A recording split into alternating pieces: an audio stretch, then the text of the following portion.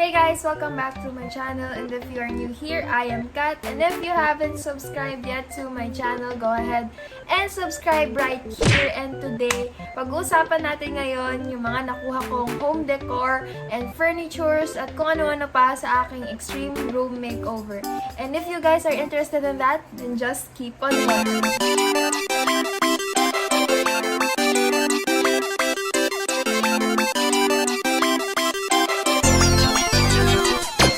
Guys, I will be spilling the secret today on this video on where I got the things or the decors that I have in my room dun sa extreme room makeover na in-upload ko from last week. So, medyo may mga nagtatanong kung saan ko sila nakuha, and so, eto, here I am doing this video. So, some of these, actually hindi some, a lot of these items are from Shopee and also from bartering, FB Marketplace, and also the things that I got na dito ko lang sa bahay nakuha and ni-recycle ko lang sila. So, if you guys are interested, then let's go ahead to the video. Let's start with the rattan rings that I got from Shopee. As you might have seen on the reveal of my extreme room makeover I did, that wall was too bombarded when I put some ivy fake leaves over here, so I just opt for it being plain and simple, and I just combined it with some jute string, as you can see over here. I have 3 different sizes. The smallest one costs 35 pesos. Then this one naman, the second one is 37 pesos. And the biggest one, which is this big, ayan, is 40 pesos. I will be linking it on the description box so you can check it out on Shopee. So the next wall decor that I'll be sharing with you is, hindi ko siya nakikita sa ibang home decor hauls. So medyo unique siya. Hindi ko alam, pero yeah, hindi lahat ng tao binigyan siya ng pansin. So why not purchase it on Shopee? So this is the letter wall decor that you might have seen sa extreme room makeover ko. I'll just insert a picture over here. I used that one para lang magkaroon ng, alam mo yun, hindi masyado bare yung wall, yung part ng wall na yun, so it would look more aesthetic, which is, that's the goal. So ayun, I only got that for only 235 pesos from Shopee. So moving on to the next item, which is the amber bottle, and these amber bottles cost 49 pesos and 75 pesos. This size is 49 pesos. I'm not sure to kung anong ml size niya, but I also got there a bigger one, which is 75 pesos. So yes, this is the comparison of the size. This one is 49 pesos and this one is 75 pesos. I both use them as a vase for my dried flowers. Ayan, as you can see. So the next product is very popular these days, lalo na uso yung mga Pinterest kind of room makeovers, and nakita nyo na siya actually kanina. And these are the dried flowers. These dried flowers are available on my online shop. Wow! Oo, yes, ipa-plug ko yung online shop ko dahil meron akong shop, which I will link it on the description box. So if you guys might have already watched my video of my room makeover, nakita nyo na rin to, because it would look really bare kapag hinayaan ko yung drawers ko na walang nakapatong sa taas. So, I actually made this. DIY to. And this face canvas, I just bought it from Shopee for only 79 pesos, which really look aesthetically pleasing. And hindi lahat to kasama sa 79 pesos ha. This one lang, the first layer. But the second layer is a flower sock, which is 25 pesos. Alam niyo kung saan pa galing to? I think Ilocos or Iloilo pa siya galing. And you can check that out on Shopee because ang aesthetic nung mga flower sock nila, and it's only 25 pesos, and you can use it as a drawer, tabletop linens, or kung ano mang gusto nyo. Actually, sobrang ganda nito. And then my cork board, yan. Ito yung naging kalalabasan niya. So, and ayun, let's proceed to the next item. So, the next item that I got is, nakikita nyo na siya actually sa likuran ko. Ayan. Ayan siya. But I will show you a much mas malapit na kung ano itsura niya. This is a macrame pot hanger, yung tawag niya. This one I got for 59 pesos lang. Ito, ang ganda niya no, for 59 pesos. And galing pa siyang Laguna, I think. So, ayun, nag-recycle ako nung aking lalagyan ng paint na ginamit sa room. And ayan, na-recycle ko siya into a pot para magkaroon ng laman tong macrame hanger ko. And nilagyan ko lang siya ng fake ivy leaves, ivy plant, which is only 36 pesos. Ayan, mukha na siyang aesthetically pleasing. And hindi pa siya mahal. You can also check out Mandawi Foam. Sobrang mura ng mga stuff nila doon, lalo na home decors. Ang dalas nila mag-sale, lalo na pag end of the month. I only got this for 50 pesos each yung frame na to. And kung bibili kayo sa Shopee, walang 50 pesos neto na ang ganda pa ng quality. You can go ahead and check their online website, Mandawi Foam. Yan. Basta ililink ko na lang sa description box. So, let's move on to the next product. So, the next home decor that I'll be showing you, hindi ko siya mapapakita dito dahil nakakabit siya doon. That is the hanging clear terrarium that I bought from Shopee, which ang plan ko talaga is to put air plants on it. And since wala pa ako mahanap na air plant na medyo mura, lahat sila mahal.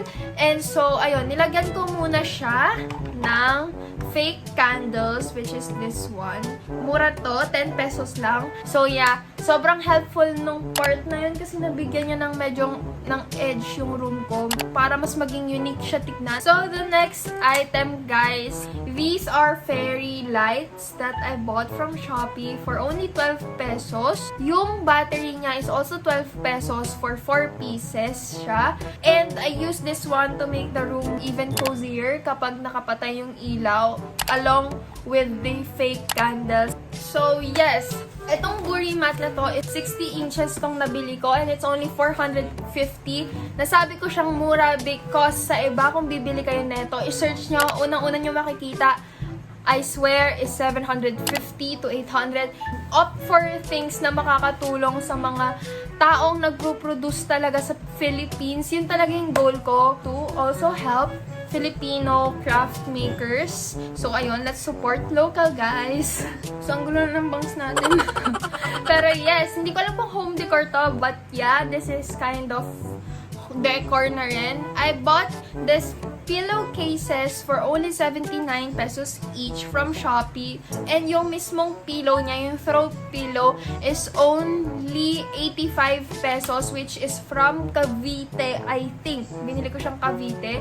And next naman, is tapon natin yon, is itong green fleece blanket na binili ko. I'll just insert a photo of my room here with this blanket.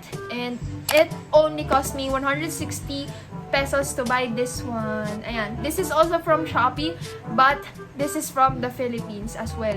Pero eto, moving on tayo dito sa nasa likod ko. Sobrang love to ng friend ko, itong decor na to, because nakaka-fancy daw. But I only got this for only 250 pesos. Also from Mandawi Foam Furniture. Let's move on to the next item. Since ang daming ng wood touch ng aking room, medyo may mga na-curious kung saan ko sila nabili. I bought a wooden tray pala for only 150 pesos. Guys, from Shopee, 150 pesos lang to. Paluchina wood siya made. 150 pesos from Shopee. So, the next item that we have here are glass jars that I bought from Shopee din, which only cost me 49 pesos each. Sobrang perfect niya as organizer for hair clips, accessories, and also you can use this for kitchen organizers and stuff like that. So, ayun. So, also, as you might have seen, my desk, meron siyang 3 holes. Parang lalagyan ng mga drawers. And dapat drawers talaga siya. So, this is like a drawer na rin. Pero this is a plastic white organizer from Shopee din. Pero ang shop niya talaga is from SM. So, you can buy this for only 180 pesos 3 pieces na. So, tatlong ganito for only 180 pesos. And nagamit ko siya sa 3 holes ng desk ko. And then, another organizer that I have, which is very, very perfect for my room, is these rattan baskets that I also got from Shopee. This is the bigger size and this is smaller size. And this one costs 99 pesos itong small. And the big one is 149 pesos. And for you to compare the size, ito sila. Ayan yung size difference. You can check them out on Shopee. So, ayun nga guys, sobrang dami kong organizer and this is also one of them. Since for college students, sobrang dami nating file. I bought this one from Daiso. Sobrang tagal na nito. Siguro nung January pa ata to February. I bought this on Daiso sa ATC pa, Alabang Town Center. And as you know, Daiso, Japan Home Center, ang mga prices nila is 88 pesos talaga. So, I got this for only 88 pesos. Dalawa yung binili ko. And, ayan, this is just plain white. And sobrang Muji type yung dating niya. So, ayan. Perfect for organizing your binders, your folders, and also other files that you would like to store. So, I will just link a shop that would probably have this on a cheaper price or something from Daiso rin. So, ayun.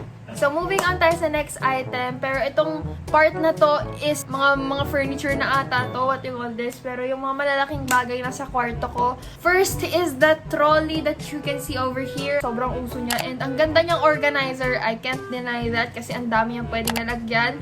Guys, kung bibili kayo ng ganito sa Shopee, nasa 1,900, 1,700, 1,500.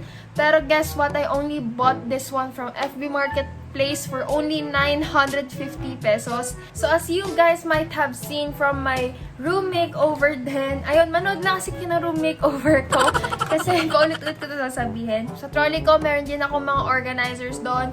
Para mas malinis siya tignan. And so, meron akong canvas bag. Ayan. This is only 49 pesos. And this is a grid basket, metal basket, that you can buy from Lazada naman, which is only 99 pesos. Ayan. This is from Shopee and this one is from Lazada. So, next one naman is, mag-insert na lang rin ulit ako ng picture or clip wherein etong shelf na to na meron ako dito. Actually, yan siya. Yung nakikita niyo shelf dyan. That is from IKEA. And meron kasing reseller niyan dito sa Philippines na nakita ko sa Carousel. It's only 1,900. I forgot the name of the shop. Ililink ko na lang rin sila kasi meron silang Carousel account, meron din silang Facebook and Instagram account. So, maybe you would want to check that out kasi sobrang ganda ng shelf na yan. Pag IKEA, aesthetic siya tignan. So, ayun. That's only 1,900 pesos and located yung seller sa Parañaque City. So, aside from the trolley and also the shelf, one thing na pinili ko rin, since nakita nyo, dinisassemble ko yung cabinet kong lumang-luma na. So, bumili ako ng dalawang chest of drawers from Mega Box, which is only 3,800 pesos each. So, ayun, you should check this out kung naghahanap kayong matibay na cabinet na maglalast talaga na sobrang tagal and ang spacious na pa. And the next one is, ito yung marami nagtatanong, saan ko raw nabili yung bed pallet ko? Kasi, ang mahal niya is very, very expensive here. I've looked up online. One pallet cost ranging 350 to 550 yung range per pallet. The bed pallet, it costs only 200 pesos each pallet. Paluchina wood pala siya, guys, ha. One I bought from a warehouse na nagbebenta talaga niyan at gumagawa talaga niyan sa Longos, dun sa Zapote, malapit, papunta ng Bacoor. So, if you guys are interested, you can go there. So, I suggest, instead of buying the regular bed frame, so, you can go ahead and just buy bed pallets. Sobrang mura pa nila and you can use them for other things. Ayun yung wooden shelvings ko, plus yung wood na ginamit ko sa side table. That only cost me around 200 pesos. And also, dun ko rin siya nabili sa Longos, kung saan ko binili yung bed pallet ko. And lastly, sa aking home decor and mga furniture na to, and etc., is my very, very impressive electric fan na 2,199 pesos ko nabili. This electric fan, yung brand niya is MI. I'll just show you a picture of it. I'm very, very impressed with this one kasi ang ganda ng build ng electric fan nito. You can also, by the way, control this on your phone. This is a remote-controlled electric fan. Wi-Fi connected siya. So, whenever you want, you're already in bed, gusto nyo buksan yung electric fan, nakalimutan nyo, you just have to press it on your phone and mag-on na siya. Kung nagtatanong man kayo, yun yung MI electric fan na meron ako. It's a good buy. Sobrang good buy niya. And I want to acknowledge myself because I made a good job dito. Sobrang ganda nito, guys. Bamboo pot and dwarf snake plant. Alam niyo ba kung magkano to? This cost me 7 sardines. I got this sa barter community ng Las Piñas. So, ayun, one tip. Join yourself sa mga barter groups sa Facebook. They are very, very helpful and nice. So, kung ako nga, actually, kung meron lang lahat ng gusto ko sa kwarto ko, doon ko kukunin. So, ayun. And nakalimutan ko sabihin pala, insert ako ng picture neto. Yung wooden crate, I got this from Facebook page siya. And they sell it for only 200 pesos. Nung nagbodega sale sila last August. So, ayun. I got it for only 200 pesos. And if you buy that from other places, you can get it for 100. So, sobrang steal na yan. And they are located somewhere in Sukat also. Paranaque lang. Sobrang sulit. Good quality. So, lastly, ito rin yung isa sa mga stuff na para sa aking plants. Baby plants. And these are the pandan planters from Shopee din. I got the set. 3 sizes yan, different sizes. Set costs only 300 pesos na yan. Pero sobrang ganda nung dumating siya. Sobrang intact and walang nasira. So, kudos to the courier. Pero ayun, that's basically it for this home decor haul. So likewise guys, kung may gusto kayong bilihin or may interested kayo sa mga products na pinakita ko, go ahead and check out the description box because everything will be linked down there. So ayun, you can also do it yourself like what I did and recycle stuff para makatulong rin tayo kay Mother Earth and also support local because, diba, ba't tayo, ekis tayo sa colonial mentality natin, So, support local and support, ano ba tong bangs ka? Nabibisit na ako. Pero ayun, hashtag support local, guys. And that's, hindi ko alam sabihin ko, pero hashtag support local. And that's about it for today's video. I hope you guys are able to get something out of this video. And if you guys haven't watched my room makeover yet, you can go ahead and check it out on the description box or on the I button. I will link it somewhere on the screen or description. If you guys like this video, give it a thumbs up. Comment down below if you have any video requests, suggestions, or questions about anything, kahit ano. And if you haven't subscribed yet to my channel, go ahead and subscribe right here. And I'll see you soon on my next vlog. Bye!